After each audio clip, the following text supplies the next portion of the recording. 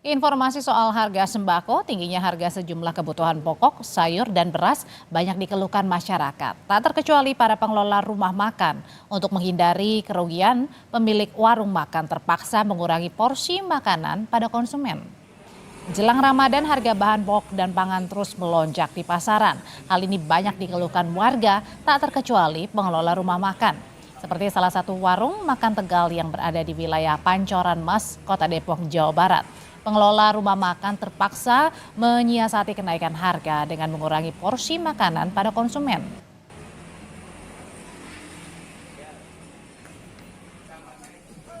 Kalau di samping di beras, 5.000 kopi masih orang makan sekarang 5.000 buat kamar lebih tinggi. Sampai di beras lagi sama harga cabai dan harga nafas masih ada.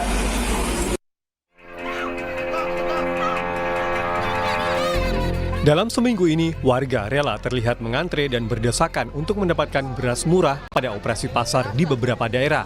Tak sedikit warga mengantre berjam-jam untuk mendapatkan beras dengan harga murah untuk mengurangi tekanan pengeluaran rumah tangga.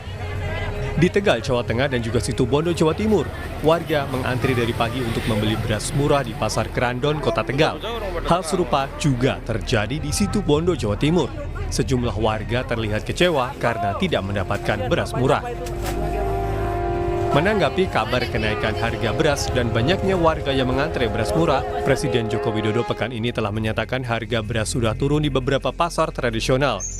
Jokowi meminta warga memeriksa kembali harga beras di pasaran.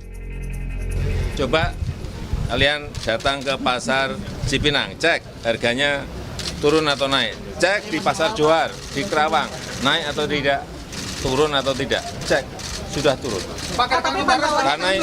Karena harian itu saya cek. Harian itu saya cek dan saya selalu mendapatkan angka-angka. Soal ketersediaan stok beras, Badan Pangan Nasional atau Bappenas memastikan stok beras saat ini masih aman dan membantah adanya kekurangan stok beras. Kondisi stok beras ya itu aman.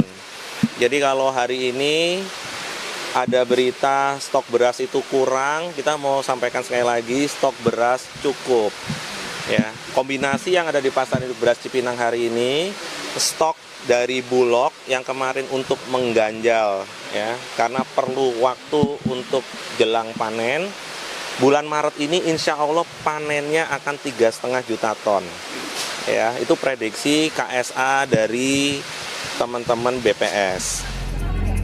Pengamat IPB Andreas Wisantoso menyatakan walaupun Presiden Jokowi telah menyatakan harga beras turun, antrian beras di beberapa wilayah masih terjadi. Antrian terjadi karena penurunan harga beras baru saja terjadi di beberapa titik pasar tradisional.